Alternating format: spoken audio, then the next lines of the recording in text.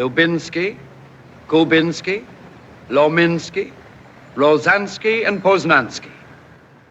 We're in Warsaw, the capital of Poland. It's August 1939. Europe is still at peace. At the moment, life in Warsaw is going on as normally as ever. But suddenly something seems to have happened. Are those Poles seeing a ghost? Why does this car suddenly stop? Everybody seems to be staring in one direction. People seem to be frightened, even terrified, some flabbergasted. Can it be true? It must be true, no doubt. The man with the little mustache? Adolf Hitler. Adolf Hitler in Warsaw when the two countries are still at peace and all by himself? He seems strangely unconcerned by all the excitement he's causing. Is he by any chance interested in Mr. Maslovsky's delicatessen? That's impossible. He's a vegetarian. And yet he doesn't always stick to his diet. Sometimes he swallows whole countries. Does he want to eat up Poland too? Anyhow, how did he get here? What happened? Well, it all started in the general headquarters of the Gestapo in Berlin.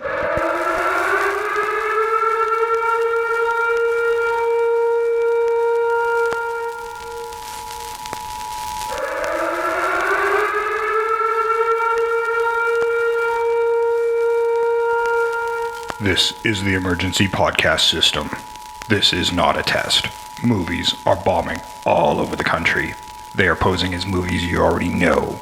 They may already be in your theaters, your neighbor's home, or even your own. Do not panic. Specialists have been dispatched. They will help you identify these pretenders and defend you against this invasion of the remake. Please stand by for further instructions. Welcome to the Invasion of the Remake podcast. I am your host, Jason Bishop, and today we're going to be asking the question, to be or not to be? That is the question for thee, Sam Stepanenko. Today, I am Yorick. Is that the skull? That's the skull. Oh, okay. He's not a good conversationalist, you know this, right? Well, considering how I feel about these movies, that's not surprising. It works perfectly, okay? And here she be, via the internet, Yeah. Trish Conklin. Yes. Whether 'tis nobler in the mind to suffer the slings and arrows of outrageous fortune by opposing, or to take at arms against a sea of troubles and by opposing end them. The most poetic stuff about suicide ever. Yes, it Do was. all comedians know this? Do all comedians just default to Hamlet? The most depressing play ever. Yeah, there's a lot of depression there, but here's why, and I will tell you, it actually has to do with this movie. The Mel Brooks one, I rented a lot as a kid, and that's why I know that thing. Okay. That one part of it, backwards and forwards. That's actually one of the plays I never had to cover in high school, so at some point maybe I'll read it, but my favorite was always Macbeth.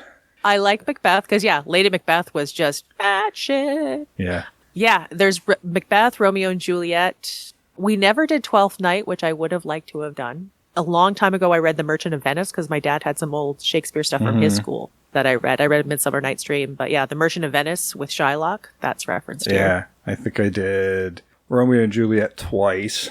I know I did The Tempest. Oh, never did that one either. I do like Shakespeare. But we're not going to be talking much about Shakespeare because that's just a thing that they do in this movie as a troupe in World War II era Poland. Sounds like a laugh a minute, doesn't it? Yeah, it does. And now that we're talking about it, there's the original film in particular is structured very like a Shakespearean play. In a lot of ways, sure, yeah.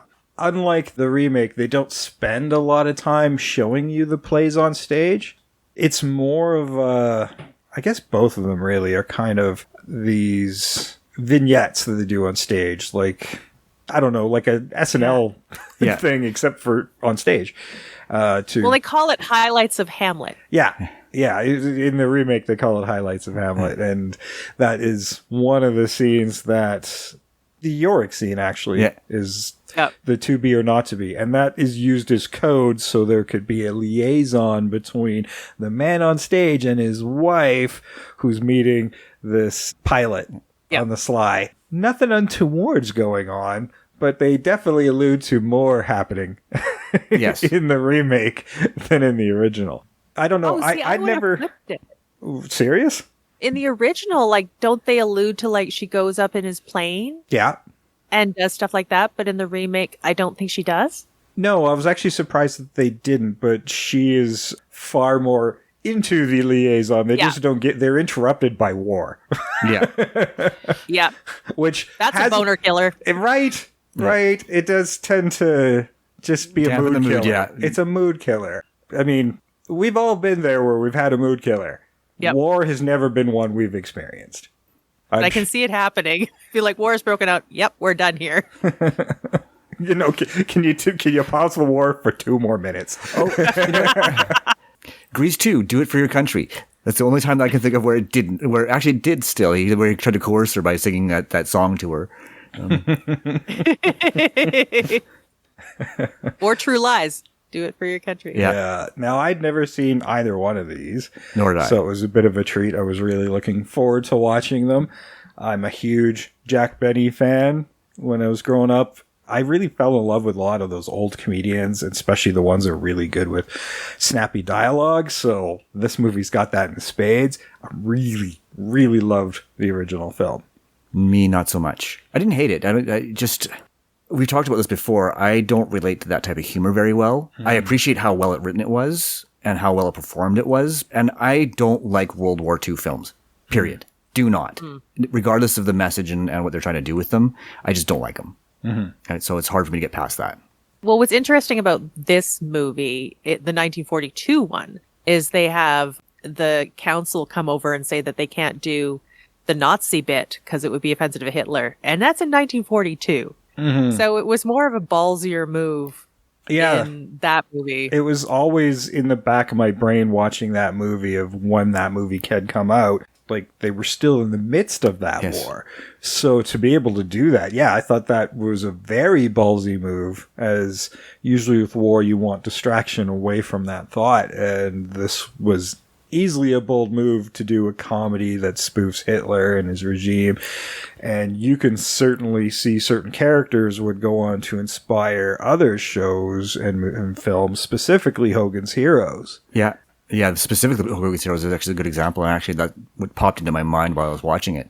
I think part of it too, and I was the same as you. I was constantly aware of the fact that this was out in 1942, and I think part of it was not only was it kind of like sort of a distraction, but also a message. Is like, this is what's happening in Europe, right? Because it does have that message. This is what's happening in Europe right now. The rationing and all that stuff. It's worth it.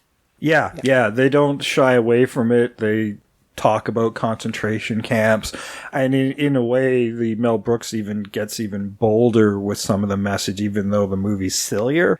It recognizes the patches the Jews would wear, but also the colored triangles that homosexuals would have to wear.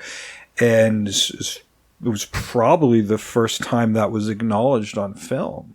That was a highlight of that film for me, for sure, was seeing that inclusion of it wasn't, and I'm not to say that it was that the message about the Jews isn't important, but it wasn't just the Jews; it was the gypsies and the homosexuals. Like they persecuted anybody that they felt like persecuting, basically. Yeah, and Mel Brooks's character says at one point they're persecuting the Jews, the gays, his words, not mine, and the gypsies. They're like, without them, we have no theater. Yeah. No. I love that line because it's like going, we need them. Like, how are we going to do this? Yeah. No, it's a powerful acknowledgement. Yeah. And I think the remake leaned a little bit more into the messaging, even though it was a little more slapsticky and they really leaned into the comedy as well. But they balanced it reasonably well with a reminder of what's happening or what was happening back then and how it's still relevant. Yes. Right? And that's the sad thing, is it was still relevant in 1983. It's still relevant now. Yeah, I'm kind of waiting for it to come back one more time, because it's sort of like 1942, you have kind of the rise of Nazism. And I don't know if 1978, I think there was a little bit of a boiling there too, because people get whiny. And nowadays, it's just time. But what I loved about it was it's kind of interesting how it is a comedy movie, but they totally lean into those Shakespearean ideas of mistaken identity, and misdirection, and it was quite interesting how that goes. I feel like both movies, the characters in there have a little bit of disconnect from what's actually happening. They're for the most part, not reacting to the war per se and being actors 100% of the time. I don't know if that works against the film or for the film. I think that depends on the viewer.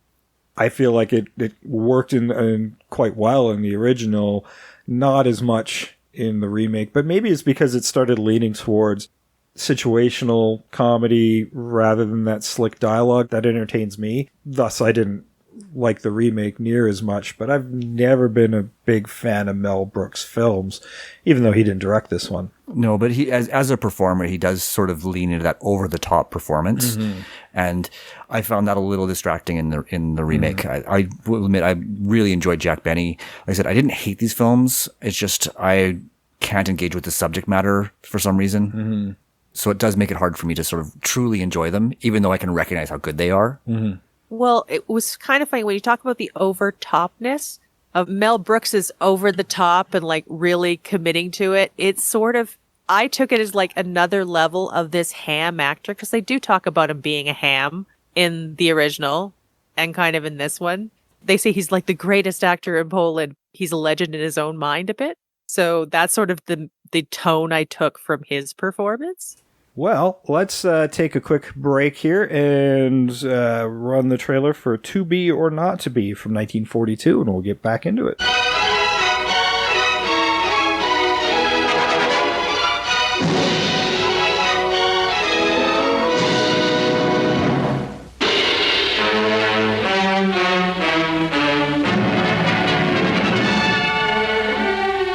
To Be or Not to Be is truly an outstanding motion picture, an exciting romantic comedy keyed to an ever-mounting tempo of suspense. To Be or Not to Be brings you the screen's beloved star, Carole Lombard, in the kind of role that won her the applause of millions. And that mirth maker of the movies, that Casanova of the radio, your favorite comedian, Jack Benny, in something entirely new, something surprisingly different, and it's hilarious all the way. To Be or Not to Be is a swift-moving comedy melodrama, enriched by the magic that sparkles in every Ernst Lubitsch production. It's the picture everyone will want to see.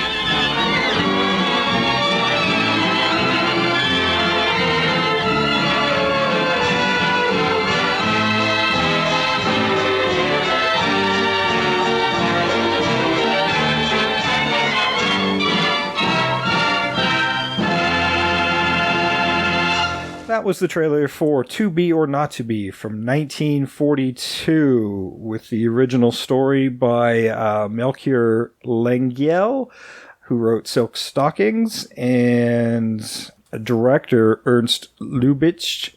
And the screenplay was by Edwin Justice Mayer, who wrote Midnight and Underground. Ernest Lubitsch. You know, coming from a Slavic family, like, has German background or Russian background, I learned nothing. Zero. One of his movies was Heaven Can Wait. We've had other titles Nice. and remakes of that. And he started his career like in 1914. Wow. Yeah. So he was there from the silent era onwards and quite the pioneer. This movie stars Carole Lombard as Maria Tura. Lombard, unfortunately, this was her last movie. In fact, there was a line in the movie that was cut when they say something about when they're going to escape on the plane. Whatever happens on a plane? She died in a plane crash. Yes. So, yeah, they cut that line from the movie before release. She would star in Bolero, My Man Godfrey, and was married to Clark Gable. Jack Benny was Joseph Tura, and we have actually talked about Jack before, much to my delight, in episode 232. I'm going to go with Mad World. Mad World? When in doubt. Because I didn't catch that one, but I knew we talked about him, but I couldn't find it in his list. 'Cause there's 300 credits. Fuck that. Yeah, you know what? Yeah. I kept waiting. I apologized to you in advance, and you never texted me back giving me shit because everybody in these movies. Oh, that's what the text was about. I didn't make the connection. It was a stupid week. I was not smart this week at all. Every person in these movies had a ridiculous amounts of credits. It was like, Yeah. it took me 3 hours to go through both movies. Yeah, and I probably missed some because there was a lot of 300 credits. Fuck that for me. So, yes. Yeah, Robert Stack was Lieutenant Stanislav Sobinsky, and we talked about him in episode 93. Airplane, and I thought that was funny because I even texted Jay about it. He has this line says, "It's the 0 hour," and he's in the remake of 0 Hour, which was Airplane. And if you get right to the end where we have the little secret audio after our end credits, you will hear that clip. Felix Bressart was Greenberg, and he was in The Shop Around the Corner. He was also in Portrait of Jenny, episode 237. I missed that one. Nice. Lionel Atwell was Rawitch, and Lionel Atwell was in a ton of Universal horror movies, including Universal Monsters, including House of Frankenstein and House of Dracula, and probably other people's houses as well. Is this going to be our clip, Jay? Maybe.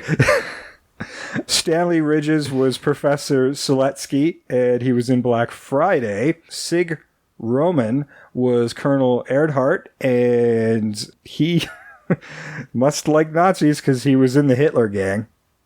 Oh, good Lord. He was also in House of Frankenstein with Lionel Atwell.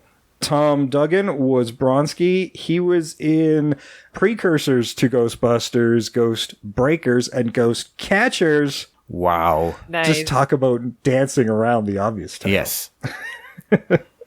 Charles Halton was producer Jan DeBoz, or Jan. I'm not sure. It's probably Jan. And he was in the amazingly titled Dr. Cyclops. George Lynn was actor adjutant. He was in DOA, which we'll cover someday because that was remade. Deadly Mantis, and I Was a Teenage Frankenstein. Goddamn, he was in some cool titles of probably trashy movies. Probably. Yep. Henry Victor was Captain Schultz, and we may have talked about him in episode 61, The Mummy, and he was also in the now infamous Freaks. Yes. Yeah. Maud Eburn was Anna, and she was in Lil Abner and The Vampire Bat. Hallowell Hobbs was General Armstrong. He was in The Undying Monster. And Miles Mander was Major Cunningham, and he was in The Flying Doctor. Doctors, nuns, what was with the past? I don't know. And everybody be able to fly. I'm assuming Flying Doctor just meant you got into a plane and went somewhere. Yeah. Or he turned into a bat, because there's bats in there as well. Who knows? Who knows? Not I. All right, let's get into To Be or Not to Be. This movie is basically about an acting troupe in Poland during the breakout of World War II, or as the Nazis move into Poland and expanding their territory. Yeah, and they literally invade, no declaration of war. They just waltz right in and start taking over Poland. Yeah, literally in the middle of a show. Yeah. And this is about the 20-minute mark in the movie. Before that, we see the liaison between Stanislav and Maria. Yeah. And that's where the line of To Be or Not to Be is kind of used as code. So he would get up during the play when he started Jack Benny would start his soliloquy, and that would give him some time, because it's a fairly long soliloquy. That would give him some time together in the dressing room to canoodle. Yes. Which was usually just talking. Just talking, yeah. But what I liked and did like in the remake is the way they explained that he liked to take his time doing the soliloquy. Yeah. It's like to be, pause, get a line cue, or not to be. Well, he gets the line cue and he's like, I was pausing, so he stomps on the guy's hand. Yes. There's a great joke about that soliloquy. When he's in disguise, there's a lot of disguising his characters in this movie. And he's talking to a Nazi general about, oh yeah, that great actor, Joseph Tura. We are doing what Joseph Tura did to Hamlet. Yes. We were doing that to Poland, which is one of the best comments about a person's acting. Yeah, there is some really good dialogue even in that remake. It's largely the same movie, they've just expanded and leaned into different things in the remake. Yeah, there's, like I said, a little bit of like adding, like we knew about the Jewish persecution and they were hiding Jews within the basement of the theater, something they weren't doing in the original film, as well as the gay persecution that was going on at the time as well becomes a subplot as well. It's almost half an hour, about 25 minutes longer. 20 minutes or so longer than the original film. Yeah, and that's largely the stage scenes because they they lean into the performances a lot more in the remake. And there is some added subject matter like her dresser being a homosexual and being persecuted. So there's a little bit added that doesn't detract from the film at all. I do have to say it wasn't extraneous in any way. No. Initially I thought they were, but they become important. Like when you see the clown act, I'm like, why am I watching this? Why do we need to see this more than a second of this? Because it becomes important. Yes. There isn't really a lot of wasted space in that remake, even though at the time you might think it is, where they set up the clown car as a distraction because they've had to pull the piece about Hitler. And something similar happens in the original film, but they actually get to finish the piece. And then they're told, you can never do it again. We don't want to offend Hitler. Yeah. And similarly, they do that in the remake, but they're shut down right in the middle of the act. So they put this clown thing to replace it while they scramble to fill up time and figure out what they're going to use to replace that so the show can run on time instead of running short for the audience who paid to be there for a certain amount of time. And the remake has one of the songs that sometimes I love. Like sometimes it pops into my head. A little piece of Poland, a little piece of France. Yes. Yeah, Hitler just wants peace. A little slice of turkey. A little. Yeah. Yeah, and that's used in a line as well. There's a song that was released with that film called the Hitler Rap, and you can find it on YouTube. I obviously can't air that because of copyright issues, but it's pretty fun. You could never get away with it today.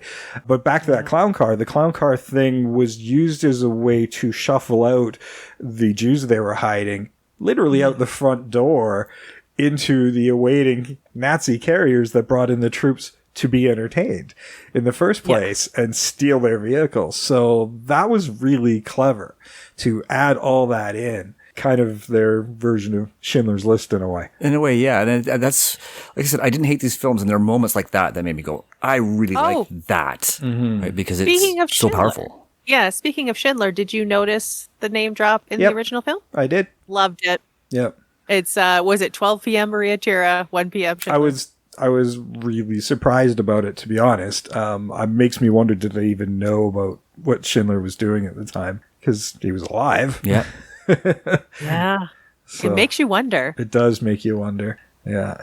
In the original, I do enjoy Jack Benny and Carol Lombard in that.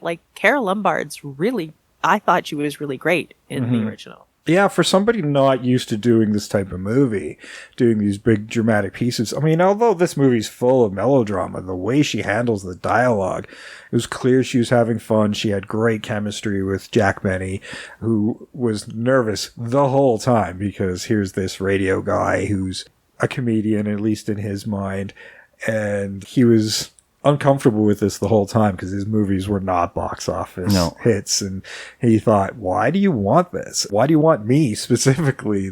This role was written with him in mind right from the get-go. And you can see why when you watch the performance. And you, as you mentioned, Carol Lombard did say she looked like she was having a lot of fun, and she actually went on record saying this is the most fun she'd ever had making a movie. And it's really odd because you look at the subtext of the entire film, and it's like, it's not fun. But you still kind of get wrapped up in the hijinks of the events occurring to them and the dialogue. You're absolutely correct. The dialogue is amazing in that original film. Yeah, and I do feel like I got caught up in the melodrama parts of it as well. Where I found myself at the beginning laughing, I did find myself kind of getting involved and feeling some of the tension that those characters have felt working in the underground and trying to save the families of these soldiers who didn't know this professor that was going to Poland was a spy and reporting back to Germany with the names and families of these soldiers in the British Army who came from Poland and are in the Polish underground. all of that is a lot of stuff to take in, and they are trying to stop this guy from delivering this list of names to the Nazi superiors, the colonel, and then ultimately Hitler. Yeah, right to head office in Germany. Yeah. So there's a lot of dressing up, and it feels like an episode of Mission Impossible wrapped in a sitcom. Yeah, to a certain extent. Yeah, there's even in the original, there was a little bit of that sitcom feel to it because there are some crazy situations. Like the sheer ballsiness of the professor to try and recruit Maria as a spy. Mm-hmm. Like, that whole scene is like, holy shit. And it sets up a whole lot by doing that. And that's obviously why they sort of took that chance with creating that moment in the film. But it's like this spy has a lot of nuts. Yeah, Maria uses her sexuality and her fame, although the professor had no idea who she was. Yeah. But, I mean, it's Carol Lombard. As soon as you see her, it's like, it's hard not to fall in love with her. Well, this soldier out in England, initially the interview was just to see if this was some secret coded message that was more, and it was just a love liaison per se, but initially it was like, is this some sort of coded spy message? And when he realizes that's all it is, well, hey, the soldiers will probably never reconnect. I'll make a move. Yeah. Like, why not? And she uses that through the whole film to kind of maneuver the pieces where she wants them to be so they can get that list. And ultimately, she doesn't really get the list so much as allows other people to get into position to do so. Well, yeah, certainly, yeah. She is a facilitator. She's the one who allows her husband to become something more than he is. And that's another powerful part in the film is he's this sort of this B actor that runs his own house and really wants to do Hamlet. That's his dream role, and that's why he's doing these bits of Hamlet on stage in his own show. And so she sets him up. She gives him some confidence and makes him feel better about himself in ways because he's done this very heroic thing at great risk to himself, more than once. And like she's at an incredible amount of risk as well. She puts herself, like when they first, like I have to go back to have dinner with him, and they're like, this is the only option, because we have to kind of get him before tomorrow morning. They're on a really tight timeline. But what I wanted to go back to was I love the subtlety of the discovery that this guy's a spy. Oh, yeah. Because the young fighter pilot was like, oh, you'll never guess who it is. It's Maria Tura. And the guy's like, okay, so Maria Tura. And like, he has no idea. He's like, I thought you lived in Warsaw. Mm-hmm. Yeah. And he kind of cottons on where he's like going, this guy isn't who he says he was. Mm-hmm. Yeah. And we did skim over that, the fact that Tura is like really wants to be a famous actor, but his wife keeps overshadowing him. She's the one who gets the newspaper articles and the interviews and the accolades and the flowers, right? Yes. So he resents that a little bit. Yeah, and there's a little joke about him always taking higher billing, that sort of thing. Which they really lean into in the remake. Yeah, right in the credits even, where brackets. You got Mel Brooks and Anne Bancroft's in brackets, and she's looking down at the credits, and Mel Brooks kind of stomps his feet, so the title cards are matched the same as Mel Brooks, which was funny because they were real husband and wife as well. So that just kind of made that a little more funnier. Yeah. Yeah, but and I think that resentment, and that's the other thing another thing that happens in this movie is they reconnect as a couple in a very meaningful way, even though she has some indiscretions in the past. And they suggest in the remake that it's not her first indiscretion, whereas in the original, it feels like this was sort of this thing that just happened. There's this fanboy, this Stan, who is obsessed with her, and it kind of leads into something that she wasn't expecting. Yeah, and I kind of like it where it sort of leaves that love story a little bit to the side and when it gets to the action of it. Because the guy, he's really stalkerish in both movies at the beginning. So it's kind of nice when it goes. It's weird. The war kind of helps eliminate some of that. Well, like he doesn't feel as much of a creep. Yeah, they refocuses everybody where this fun little liaison isn't important in the long run of things. And even though he has a romantic connection, he's one of those guys who just love at first sight, and good luck telling him otherwise. He's literally writing a letter to give to the husband after the first liaison, like 10 minutes in a dressing room of chit chat and an airplane flight. And an airplane flight. That's right. They don't show the airplane flight, but for budgetary reasons. But there's the airplane flight as well. So they allude to more time being spent together. Yeah. He's in love. She just needs a bit more attention. Yeah, and she likes him. There's certainly probably a romantic connection. If there wasn't war, then maybe things would have gotten further with them as a couple. Yeah, especially considering her husband's resentment is so apparent. He's not focused on her anymore. He's focused on his career and the theater company and putting on shows. And they make it very clear that she feels like she's an afterthought to him now. So much so that when somebody walks out and they find out there's war, he comes in all upset, but he's upset about the walkout. Yeah. Yeah, he didn't know about the war at the time because he was on stage when it happened, which was some good comedy. But yeah, his attention's elsewhere, and he doesn't even realize, like, after you've had a bit of passage of time, and once we've seen the professor's on his way to Poland, she's already working in the underground, and she's receiving the photo of this professor ahead of his arrival, or at least they thought he was arriving on train, but he actually got flown in, so he's actually already there, and that already causes problems. You've got Lieutenant Stanislav, since he was the one who recognized him as being a possible spy in the first place, has been given the mission to go and eliminate this guy before that list falls in the wrong hands, and the only place he knows where to go to is Maria. And which leads to Jack Benny finding him in his bed. Yes. Yeah. In the original, though, they have the bit where he gets out of the plane and he lands and he's running from German troops. And that was so tense. That was so well done. I was like freaking out the whole time I was watching this guy try to evade. I completely disagree. I thought it was goofy. I loved it. I thought it was really good. Utterly goofy. And I actually laughed out loud at how goofy it was. I wanted it to go on forever. I'm somewhere in between where I'm like, yeah, that feels like 1940s. Yeah. It's 1940s tension. Yeah. No, I mean, I felt like it was supposed to be, so I enjoyed it. But yeah, it felt goofy to me. It might have been one of the more goofier things. Most of the fun happens in the dialogue exchanges. The way they built up, like, Colonel Earhart was like, I kept thinking because he had this reputation of putting people in concentration camps, so they call me Concentration Camp Earhart, which was a running gag that just kept getting funnier as they said it. When they mock him for saying it so much, he's like, but then the real Earhart does it. You're like, I thought you'd say something like that. Yeah. And I love the bit about Hitler becoming a cheese or a pickle in the remake. Yeah, it was a pickle in the remake. Yeah. I like the cheese better, I think. I did too. But yeah, I thought that was funny. And then he repeats the joke. Yeah. And gets himself into trouble. And I really enjoyed him just because it's like, Schultz, why didn't you tell me? Well, Schultz. I love that running gag as well. Yeah, and you could not help if anybody had seen Hogan's Heroes in the 70s, that was clearly where this came from. Yeah. With Schultz and Colonel Klink. It had to have. Like, how could it not have? Even the name's the same, for fuck's sake. Yeah. Yeah.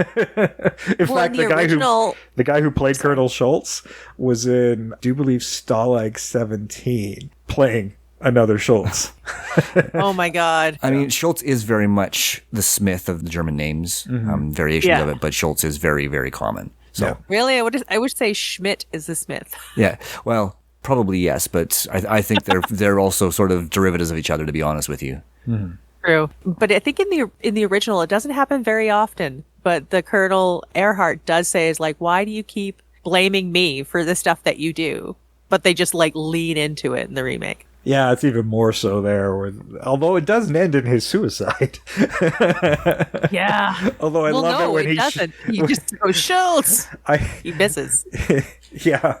Well, in the original, we don't see that at least it's an attempted suicide, or he's not dead yet, where he shot himself behind closed doors, and just has to blame somebody else, and so Schultz. Yeah. I thought that was good, but they take that out entirely in the remake. You can tell he's just destroyed, because it's so funny. He's like, somebody big's coming by, somebody high ranking. Yeah, to come in on the remake and making moves on Maria. There's name changes in the movie, but that version of Maria, and it was Anna in the remake. And it's in walks Mel Brooks dressed as Hitler. Oh, that high up.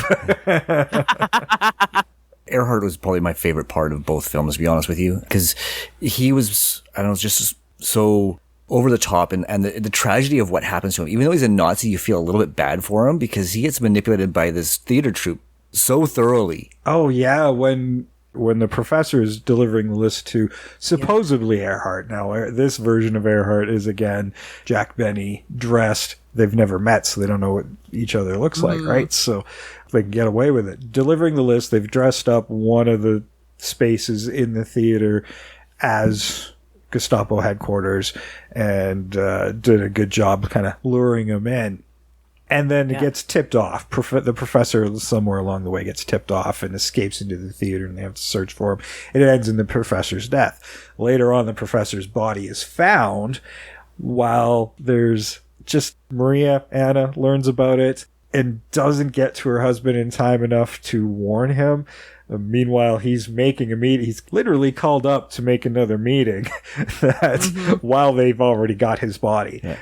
So this isn't going to end well. And how quickly these characters think on their feet, where he's got that extra beard, shaves off the beard off of the professor and puts on a fake one to pull off to prove that, oh no, that guy was a fake. Yeah, and that's part of his journey too, is the fact that he's learning to be a better improviser. And it's part of that, like I said, building his confidence in his craft as well. Under some extremely tense situations there. Yes. I mean, you're at risk of being shot right then and there. Yeah, and that's something Mel Brooks addresses directly to the viewer of the film.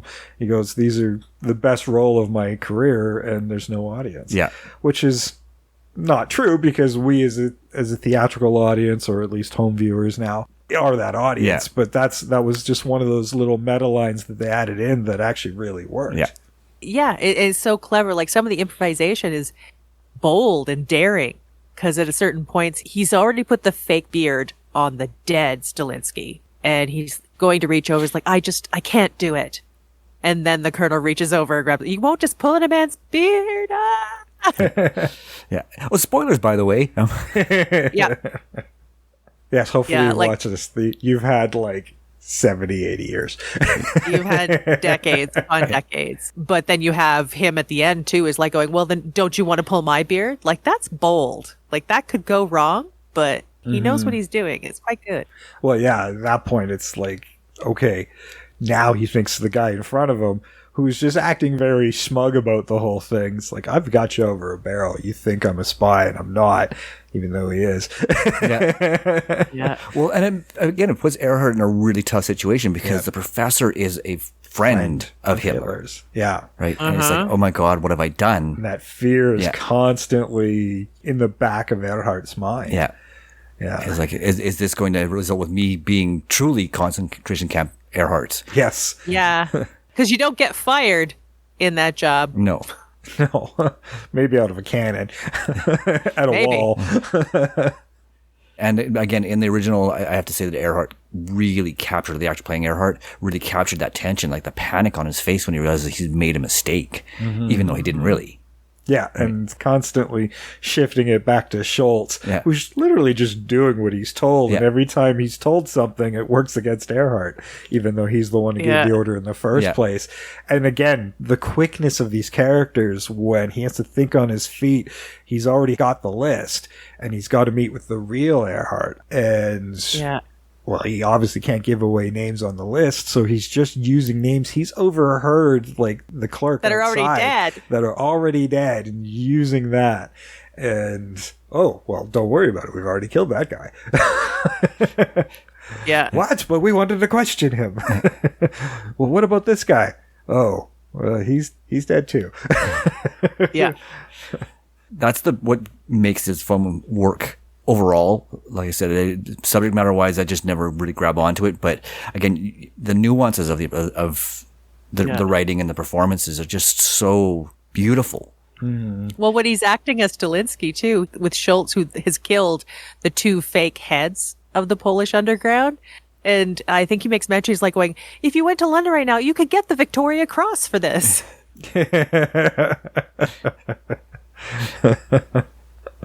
Not a good reward for a Nazi.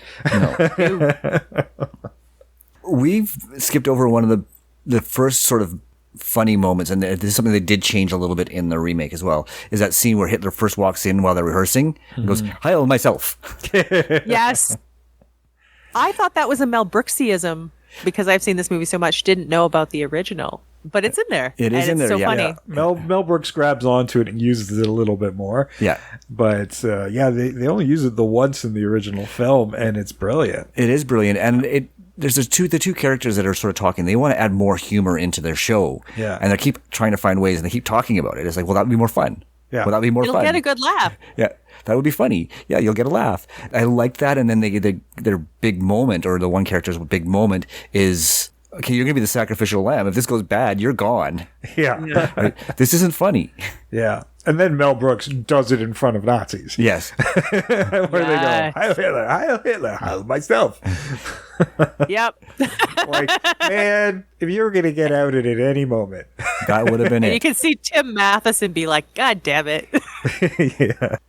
Like I said, But both performances of that, where he's playing the Jew and doing kind of the Shylock monologue, they're both very good. Yeah, the way they lead up to it, you finally get to do Shylock, and you're not sure what they mean. Like, you think it's going to be on stage, not running out in the hallway to distract the Nazis. Yeah. And the troop, this Mission Impossible moment where the troop's ready to arrest him, dressed as Nazis themselves, to pull him out of that situation.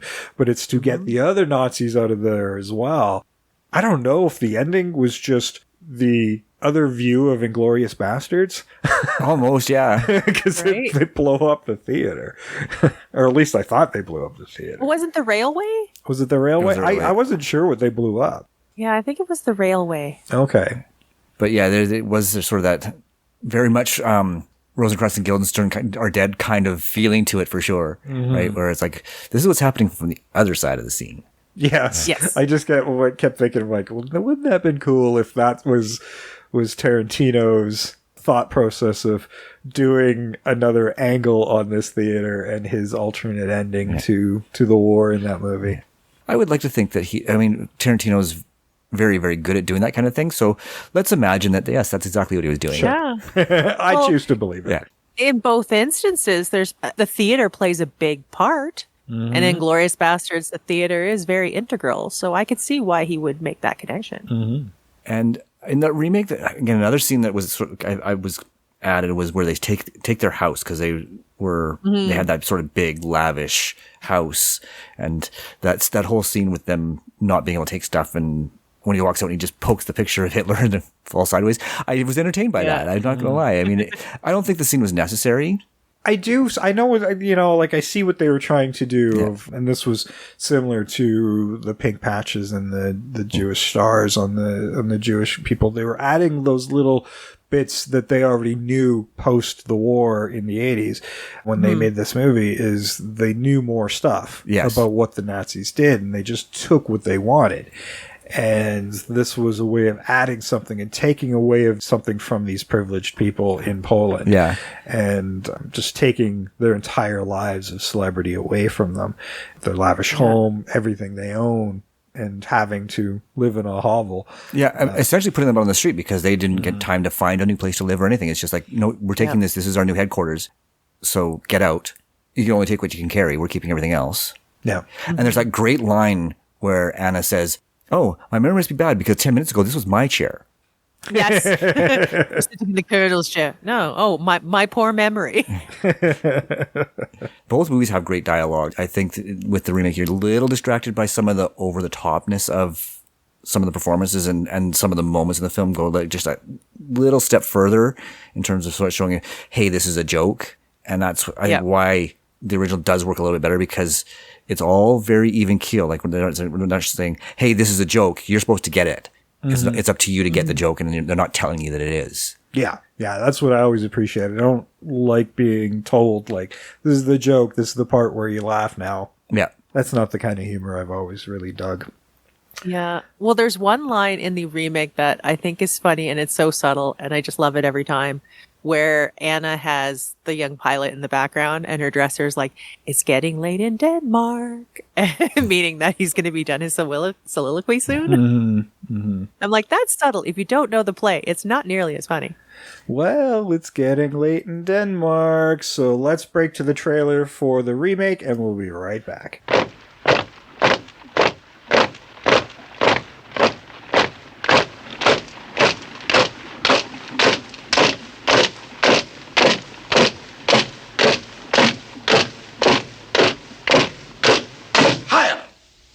Me, I've invaded almost every country in Europe, and I still can't get a table at my favorite restaurant.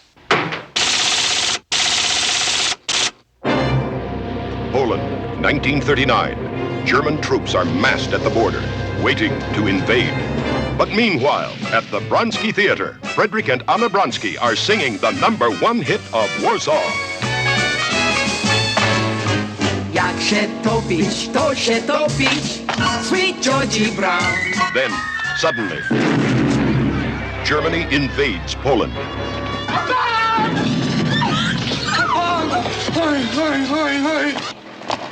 And nothing stands in their way, except a bunch of Polish hams, led by the greatest actor in Poland, Frederick Bronsky. To be or not to be?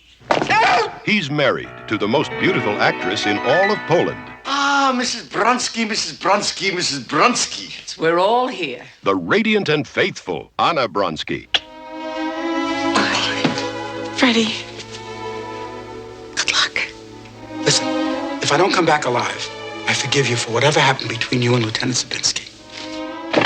But if I do come back, you're in a lot of trouble. And he's suspected of being a spy by Colonel Earhart, head of the Gestapo. Well, it looks bad for me, doesn't it? It doesn't look good. You can murder a man, kill him in cold blood, but you can't cheat me.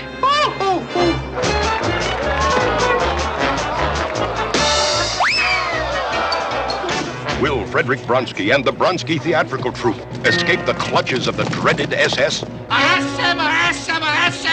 Then shoot him and interrogate him! And get out of Poland alive? Hurry! Get into that plane!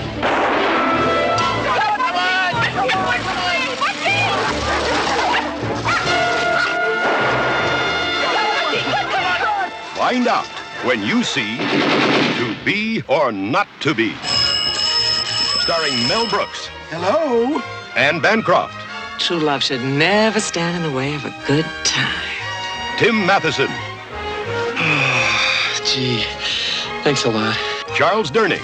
Can I offer you a cigarette? No, cigar? Oh, no. Chocolate-covered nougats? Chocolate-covered what? Nougats. And Jose Ferrer. Hurry back. You're drooling. So whatever you do, folks, don't leave home unless you're coming to see To Be or Not to Be. That is the movie. He'll be waiting for you.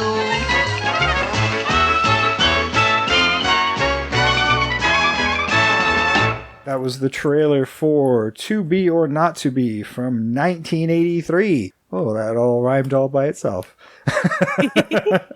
With a screenplay by Thomas Meehan, who wrote Spaceballs and Annie for Mel Brooks, as well as episode 179. He actually wrote the stage play for Hairspray. That's right.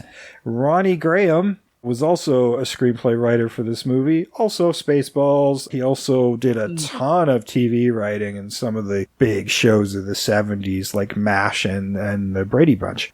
Oh, nice. Yeah.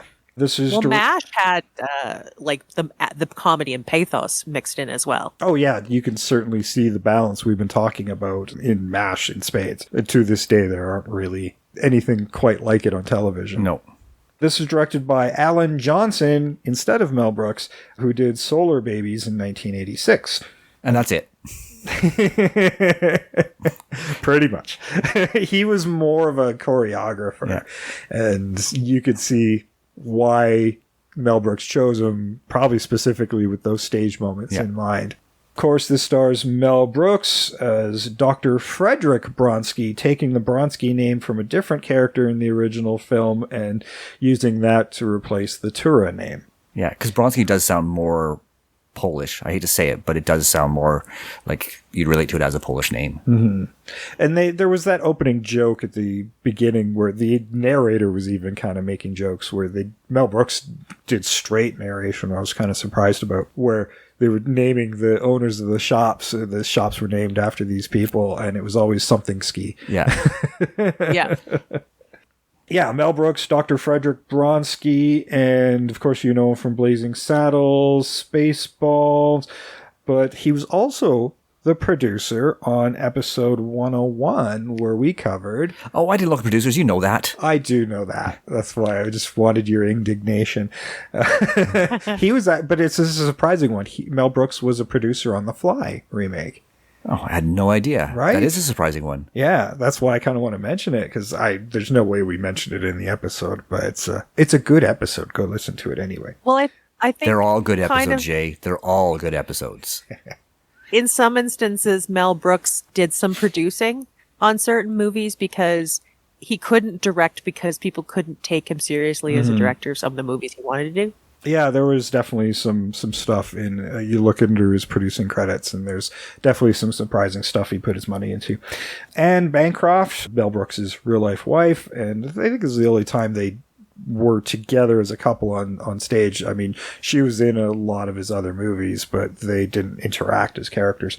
Anne Bancroft was Anna Bronski, and we probably talked about her in episode 30. My very first official episode 30 was La Femme Nikita and Point of No Return. That's right. She was in Point of No Return.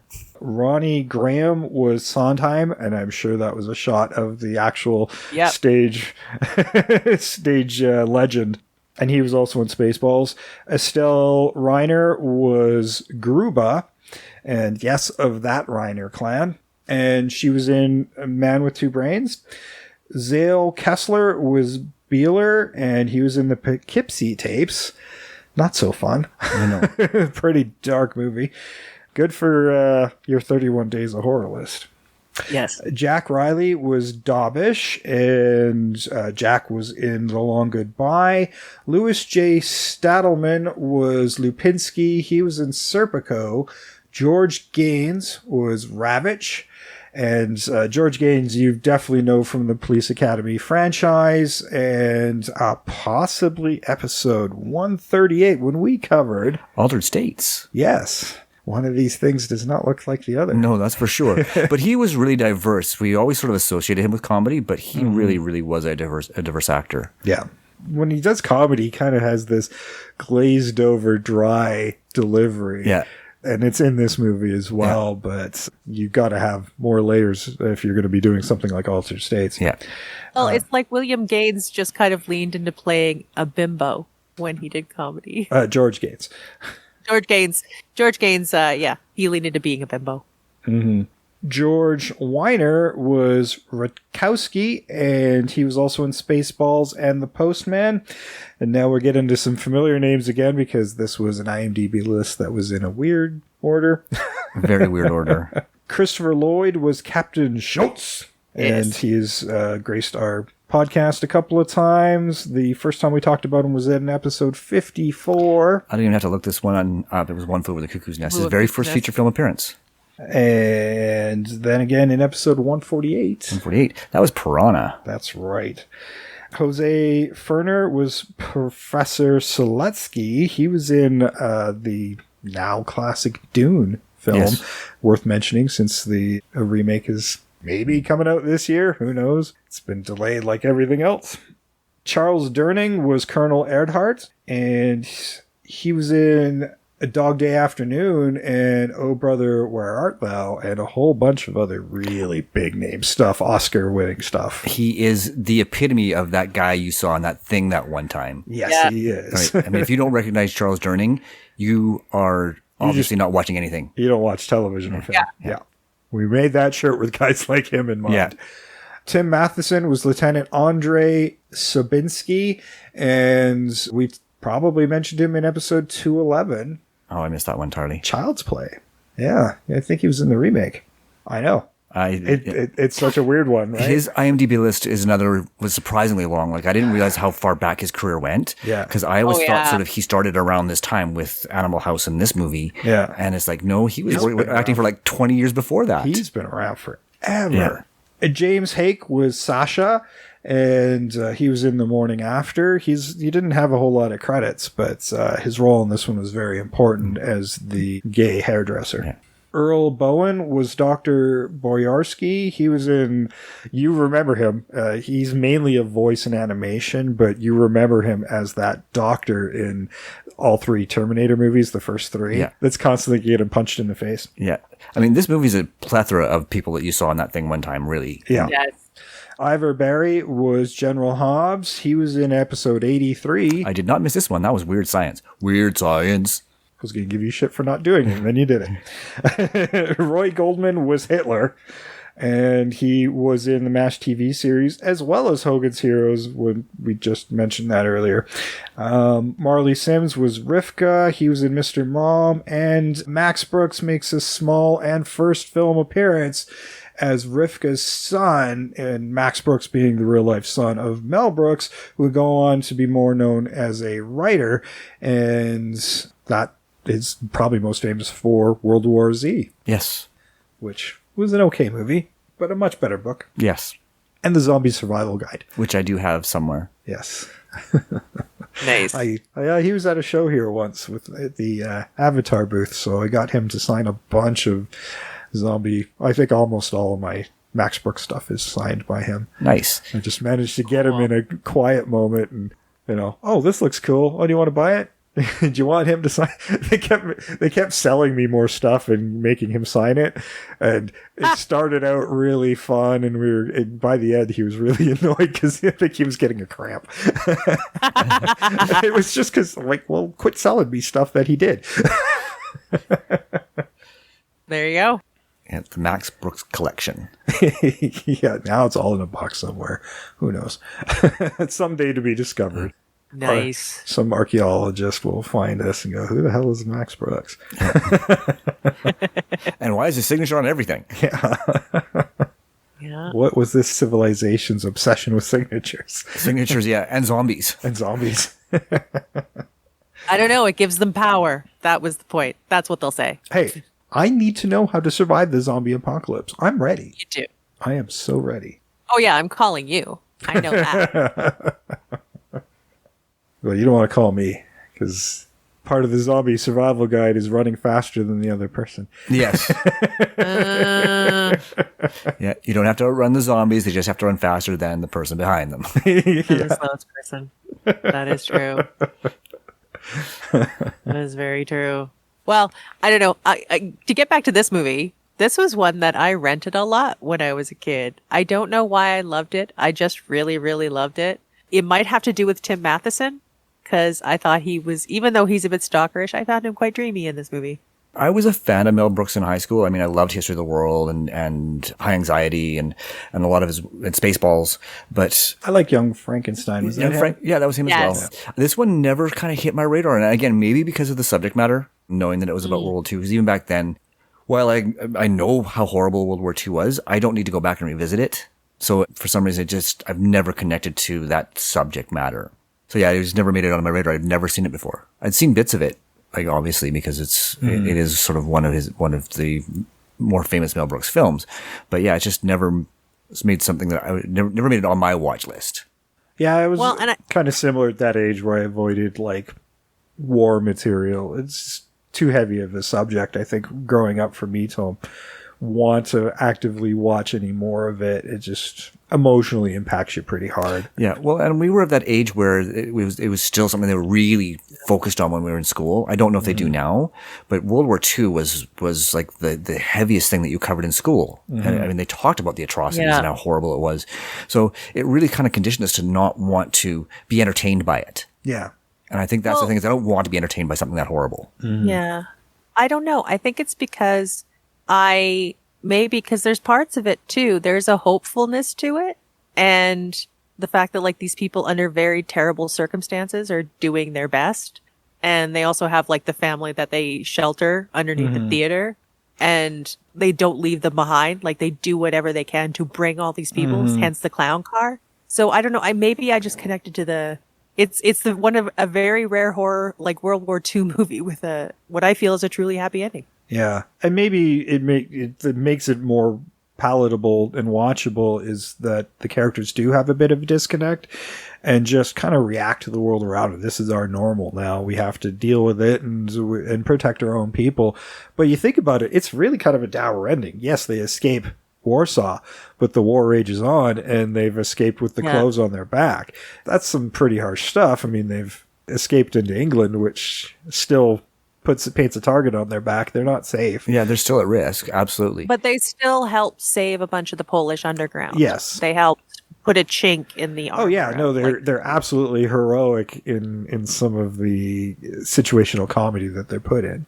Yeah, and the end result of their actions does accomplish more than one thing, particularly in the remake. They not only save that list of underground fighters from getting out to the Nazis, but they do save that very large family of Jewish people as well. Mm-hmm. So yeah, I see what Trish is saying, but again, is the thing about World War II is, if I'd have known how it ended, I may have seen it or watched it when I was younger, but because it was about World War II, it just, I totally understand. Yeah. That. I'm just like, no. Yeah. I kind of like Mel Brooks movies I saw fairly late. Like I didn't really care for Spaceballs, and then you see something later like Robin Hood Men in Tights and stuff. I just didn't like that kind of stuff, and Mel Brooks's later stuff was not his better stuff, and certainly didn't make me want to watch any of the earlier stuff. So I missed a lot of it. I still haven't seen a lot of Mel Brooks movies. I've never seen Blazing Saddles. Don't judge me. Oh, but I am. Can you see the judgment on my face right now? I know. I knew it was coming before I said the line. Yeah. There's several things in Mel Brooks movies, and this is one of them that sort of lacks a certain epic proportion, and that would be Madeline Kahn. I mean, I put on a Mel Brooks movie, but I'm like, ooh, it's Madeline Kahn. I mean, I like Mel Brooks, but she's kind of the gem I really enjoy watching in a lot of his movies. I can see that.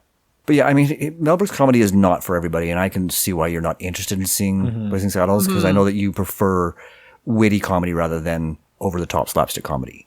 Yeah.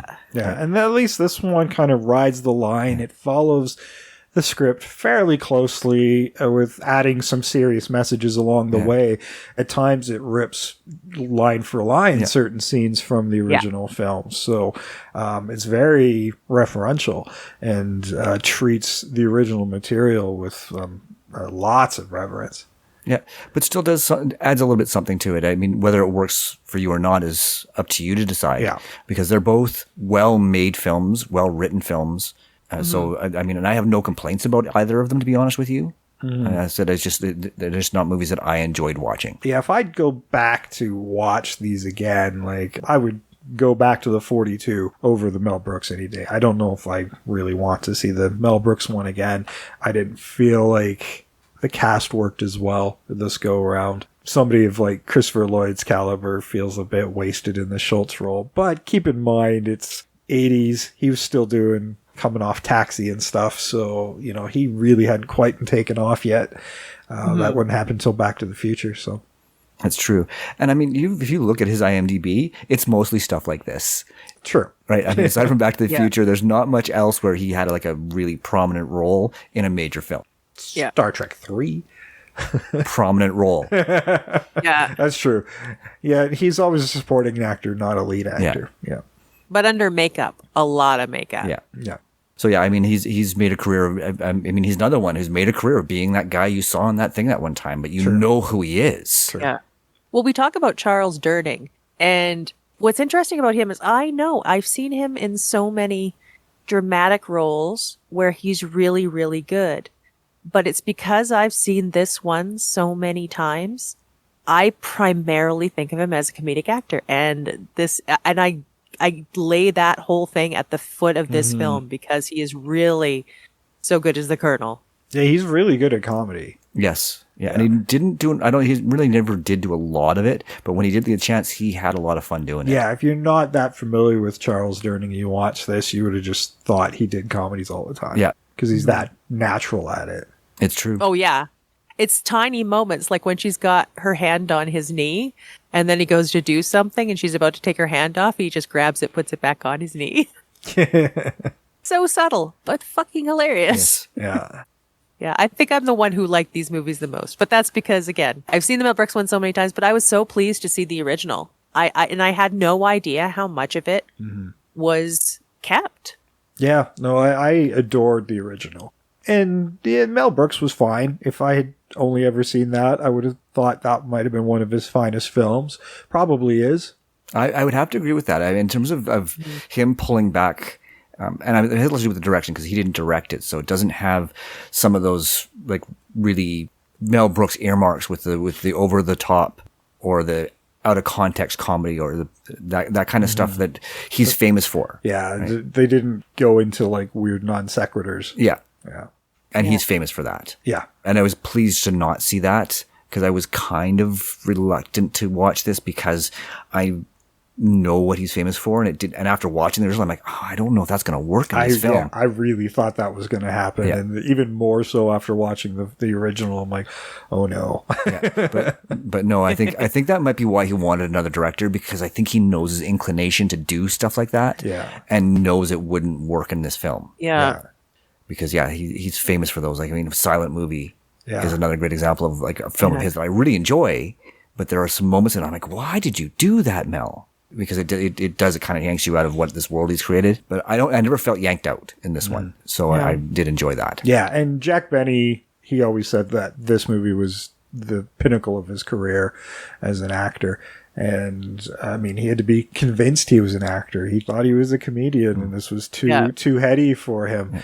And the director was always like, no, I know a secret that even you don't. You're an actor who plays at being a comedian. Yes.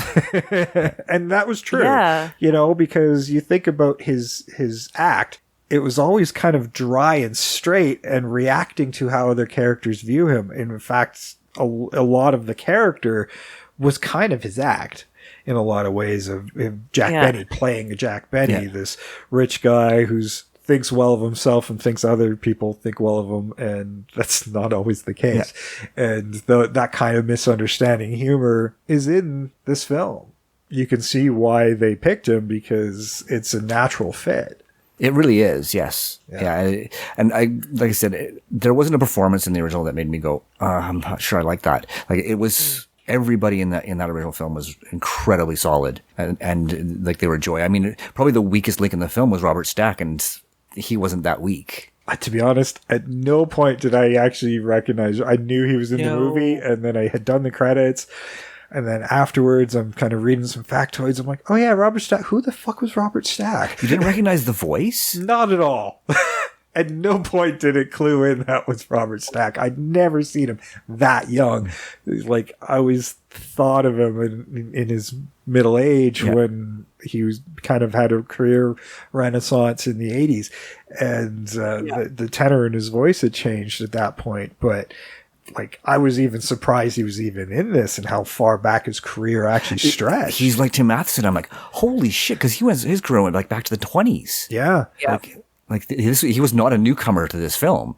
Like that was the same way I felt about Tim Matheson. And there's another parallel there to these actors that you thought were kind of at the start of their careers, but they were actually sort of well into them by the time they did those roles. And they're relatively minor roles in the grand scheme of things, because they don't get a lot of screen time. No. And when they do, they're very much background after that first half hour. After the first act, they're kind of background characters. Yeah, the lieutenant, he's fairly important at the beginning, but he's kind of shifted as the heroic role goes on to Jack Benny or Mel Brooks in the remake. Yeah, he's the catalyst. Yeah. Right? He's the thing you drop into the water to create the reaction. That's the kind of genius of the film, too. You're taking what you think is the obvious heroic character and shifting it onto a character who normally wouldn't be. Yeah. You think he's the coward. And probably shouldn't be. And in context with how you've seen him initially. And that's what the beauty of both films is this character who you kind of don't like very much. Steps up to the plate. Yeah, he's trying to win the respect of not just his troop, who already like him, but maybe not respect him. And of course, win back the love of his life. Yeah. That love never went away, but to kind of show this bigger side of him. Even at times, especially Jack Benny, where he's going to go, now I'm going to go in there and I'm going to kill this guy. And then maybe afterwards, they'll tell me what this is all about. Yeah.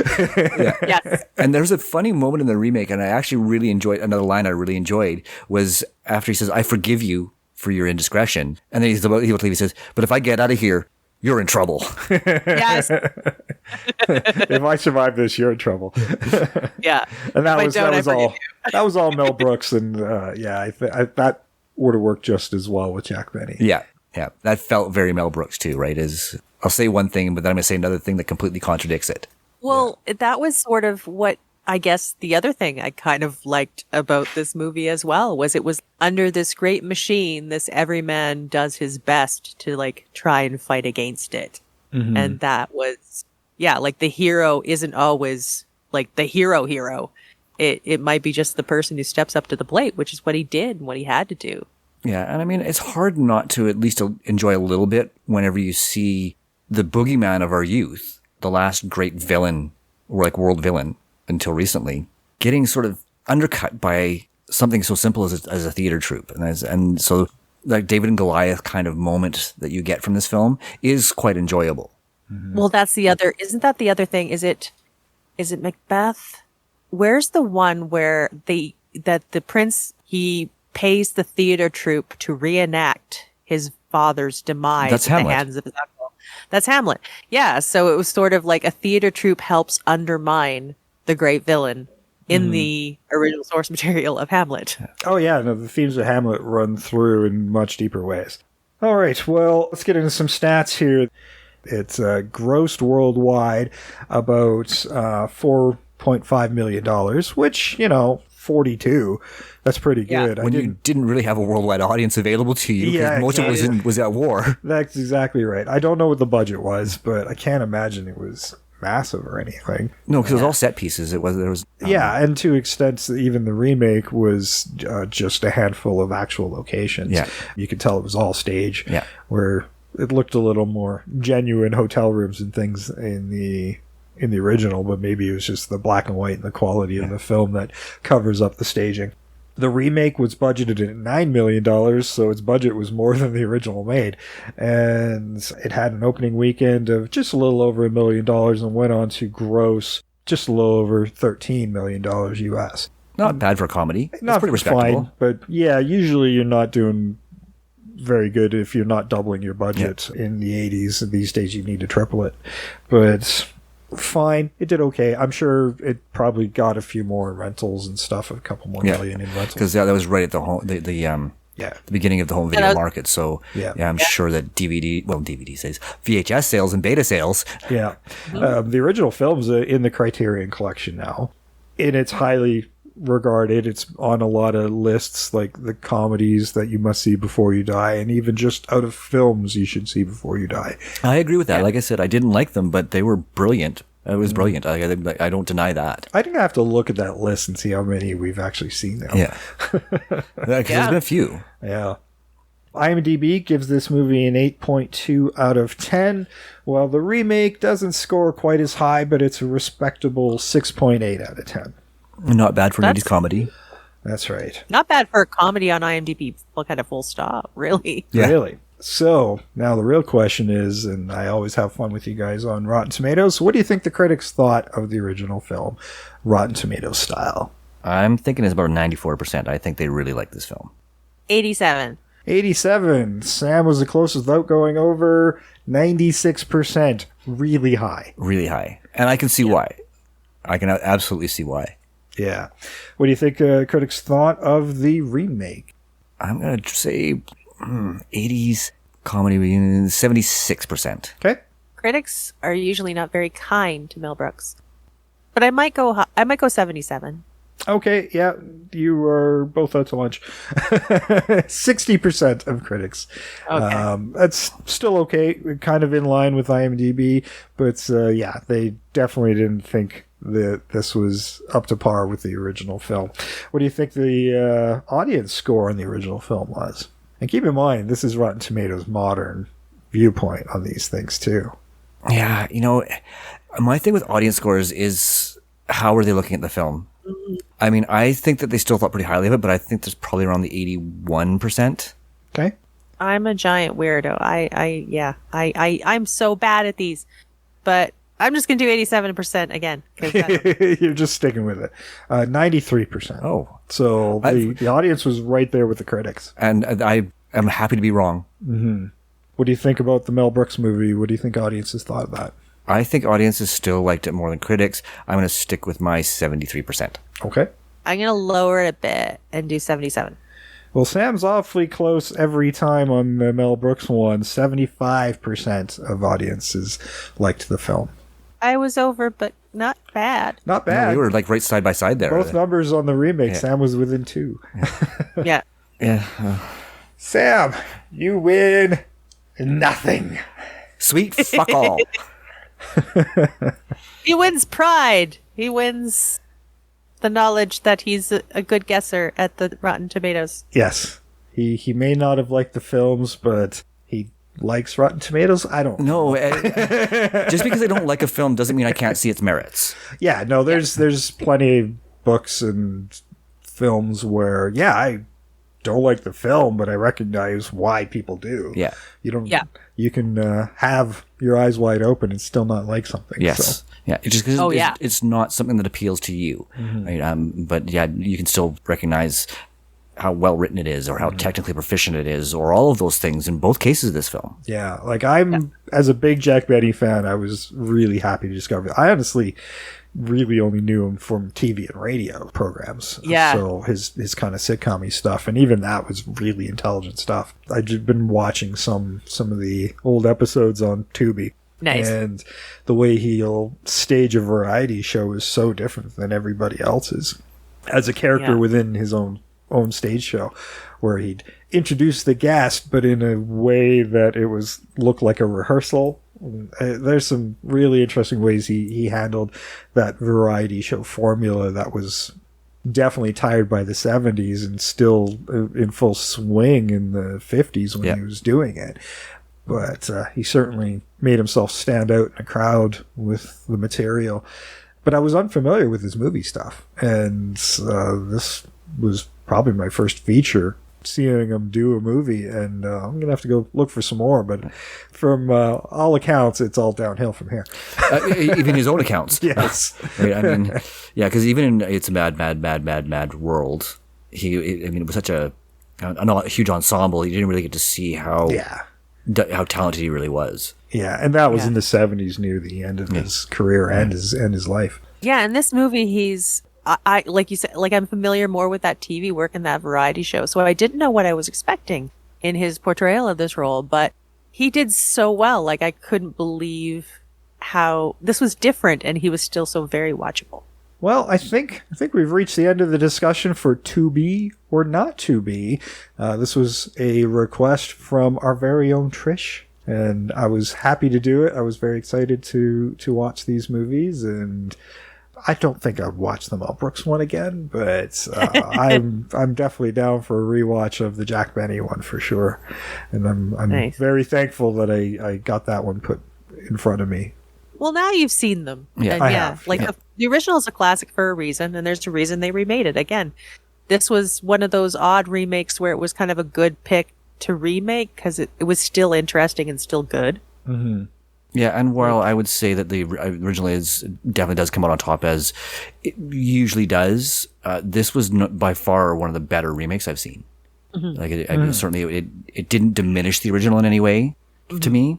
It just lacked something that the original had that made it really special. Yeah, it still has that love for the material. Yeah. It's still in there, and it's certainly one of the more well-made Mel Brooks films. Yeah, and certainly, when it did add things, they all made sense, and certainly in some cases were really important additions, as you mentioned. So I mean, there are things that did really well, but yeah, I think it's just the magic of that cast and those moments from the original. I don't think it's something that could ever be quite recaptured again. Yeah, I didn't feel like the chemistry quite came together in the remake, although certainly has its shining moments. I mean, Durning was a surefire gem in that movie. Yeah. I think that was it. Like, I honestly don't think Mel Brooks even has chemistry with his own wife in that movie. No, and I mean, again, that falls under the sort of Mel Brooks's performance style, which is that one step over the top minimum. Yeah. Right. And sometimes it goes 5, 6, 7, 8, 9, 10 steps over the top. And that's probably his greatest failing is when it works really well. But when it doesn't, it's distracting.